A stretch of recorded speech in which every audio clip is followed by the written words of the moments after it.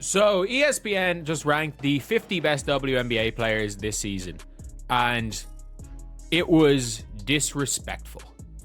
It was flat out disrespectful to one Caitlin Clark.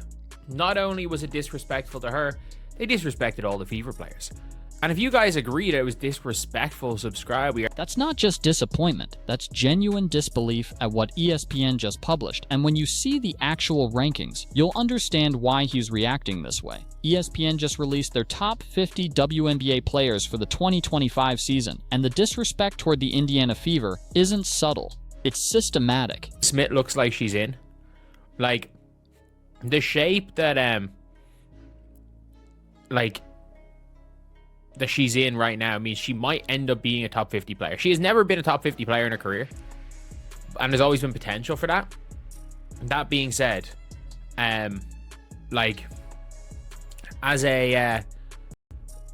if she reaches her potential, maybe for... Let's start with what should be obvious. NaLyssa Smith has never been a top 50 player in her entire career, not once. Yet ESPN predicts she'll be the 48th best player this season based purely on potential and the shape she's in during the offseason. Meanwhile, players who actually earned all WNBA honors last year are getting buried in these rankings. But that's just the beginning. Watch what happens when we get to the Fever players. 7's a bit crazy. Leo Febish 46, way too low. Way too low. Slightly reduced role. I don't think you understand. She literally leads second in the league in true shooting percentage. She doesn't need a role. She's legitimately one of the best role. She's the best role player in the league. Leonie Febish finished second in the league in true shooting percentage last season, second in the entire WNBA. She's the most efficient role player in the league, and ESPN has her at 46, one spot below Lexi Wheeler, who's a backup point guard for a Sparks team that was in last place for most of last season. The logic doesn't track. If you're ranking players based on predicted impact for this season, how does a backup guard rank higher than the most efficient shooter in the league? Unless efficiency doesn't matter when you play for Indiana. Unless you're saying, okay, the Mystics are going to stink. Which I don't think that's what they're saying. 36 feels very low. Veronica Burton 35, that feels really low. That feels real low. I thought she was snubbed for an all-W spot. I thought that second team spot between her and Paige, I thought Burton should have got it, to be honest. Is Layla Lacan not on this list? And Aaliyah... Here's where it gets genuinely insulting. Kiki Aya was an all-star as a rookie, averaging 15 points per game. She's entering year 2 with an expanded role after Brittany Sykes left, and ESPN has her at 36. 36 for a second-year all-star, who's about to become a primary scoring option. Compare that to the Atlanta Dream, who have 6 players in the top 50, 6 players from a team that finished 10th last season. The Indiana Fever, who made the playoffs as the 3rd seed with Caitlin Clark, have 3 total players in the top 50 according to ESPN. She was averaging like 21 points a game at one stage. But that is so low, Aaliyah Boston. That is so low. That is so low for Aaliyah Boston. Oh my god. 14. How exactly is a player who came off a season where she got robbed? But nothing compares to what they did to Aaliyah Boston, the player who nearly won MVP as a rookie, the player who was in the top 10 last season and finished with legitimate MVP votes, the player who's in the best shape of her life and added a 3-point shot to her game this offseason. ESPN dropped her to 14. She went from top 10 to 14 despite improving every aspect of her game, despite being robbed of Rookie of the Year, despite proving she's one of the most dominant two-way players in the league. Oh, goes down to 11. Somehow goes down to 11. This is genuinely one of the most disrespectful things we have seen. This is one of the most disrespectful things that we have seen. Kelsey Mitchell, after an all WNBA first team. And by the way, And then there's Kelsey Mitchell, all WNBA first team last season. First team, not second team, not third team. She earned a spot on the all WNBA first team alongside the best players in the league, and ESPN has her at 11. She dropped from first team all WNBA to 11th in these rankings. Meanwhile, Aaliyah Gray, who had one good season, is ranked 10th, one spot ahead of a proven all WNBA first team guard who's been consistent for years. The disrespect is so blatant that you have to question the methodology or the agenda. MVP voting last year is how many spots? Probably 2 or 3 ahead. So Caitlin Clark at 10. Now this is one of the most disrespectful rankings I've ever seen because Sabrina Ionescu is ahead of Caitlin Clark. Sabrina Ionescu stunk it up in the playoffs last year. So while Caitlin was injured, fair enough. Sabrina stunk it up in the playoffs last year. Was injured the entire offseason. This is predicting for this year. It says here, and was just started when she named Rookie of the Year. Yeah, injuries limited her 13 games. She was still named an All-Star. So she's down at 10 because she got injured. What about player? But like, it's very clear on this list that currently being injured is irrelevant.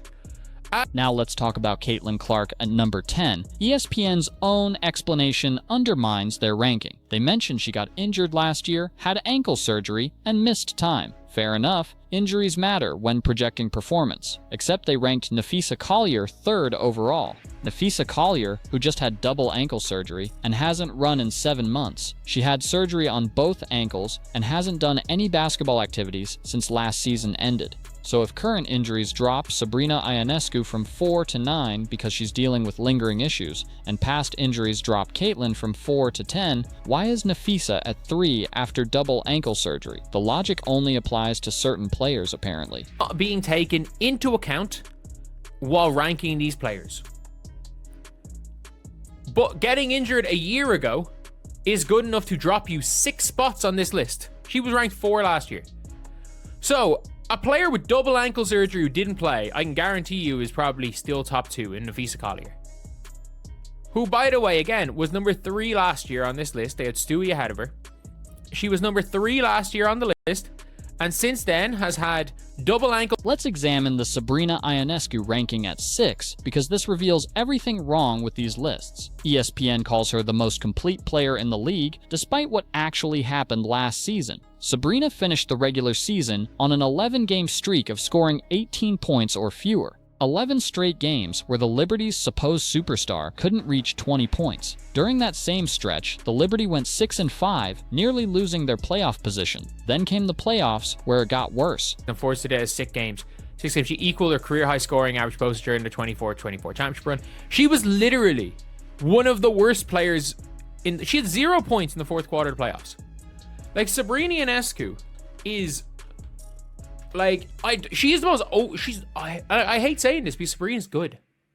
She is the most overrated player in the WNBA. She's the most overrated player.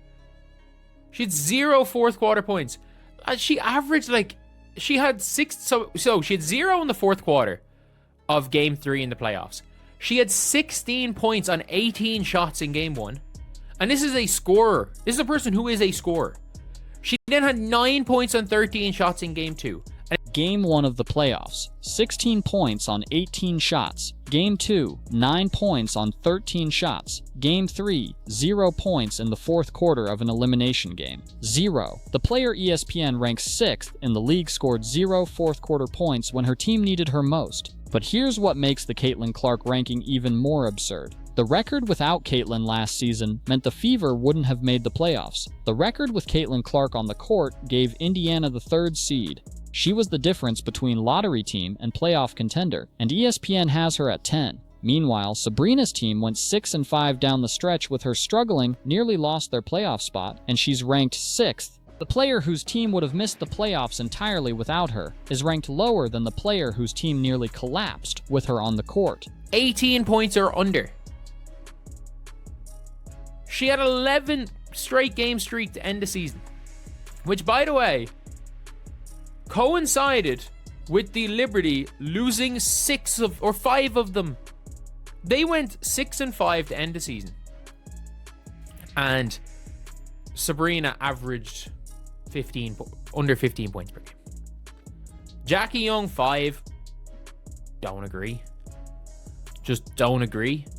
I think with Kennedy, I think, especially as a prediction coming into this season, I just don't agree. And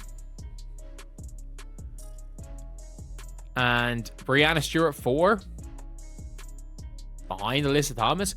I think this is... So let's put this all together. The Indiana Fever have 3 players in ESPN's top 50. 3. The team that made the playoffs as the 3rd seed, that had the Rookie of the Year, that had an all-WNBA first-team guard, that had a top 10 MVP candidate at center, somehow only has 3 players worth ranking in the top 50. The Atlanta Dream, who finished 10th and missed the playoffs entirely, have 6 players in the top 50. The Chicago Sky, who were one of the worst teams in the league, have 5 players ranked higher than most of the Fever roster. The Sparks, who were in last place for most of the season, have 4 starters ranked in the top 50. But the 3rd seed Fever, 3 players, and all 3 are ranked lower than they should be based on last season's actual performance. This isn't just disrespectful to Caitlin Clark. This is systematic disrespect to the entire Indiana Fever organization. It's ranking players based on narrative instead of production. It's valuing potential over proven performance. It's applying different standards to different teams for reasons that have nothing to do with basketball.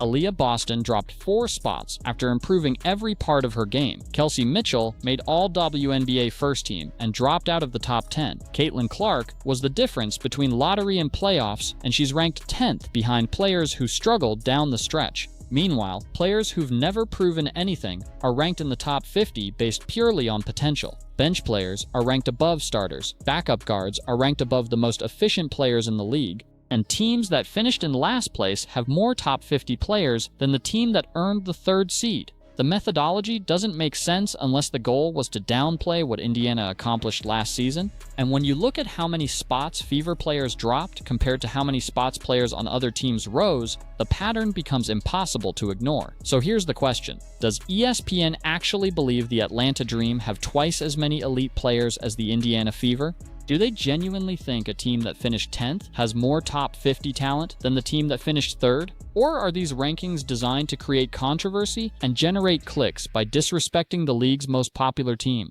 Because if you're ranking based on last season's performance, the Fever should have 5 or 6 players in the top 50 minimum. If you're ranking based on predicted impact this season, Aaliyah Boston shouldn't drop after adding new skills to her game. If you're accounting for injuries, Nafisa Collier shouldn't be 3rd after double ankle surgery. The standards keep changing depending on which player and which team we're discussing, and somehow, every time the standards change, it works against Indiana. Let me know in the comments, do you think ESPN actually watched the Fever play last season, or did they just rank based on which teams they want to succeed this year? Because these rankings suggest they either didn't watch basketball last season, or they watched it and decided to ignore what actually happened on the court. Drop a comment with your take. Subscribe if you want more breakdowns of WNBA media coverage that doesn't make sense. And let's see if ESPN adjusts these rankings once the season actually starts and the Fever prove them wrong again.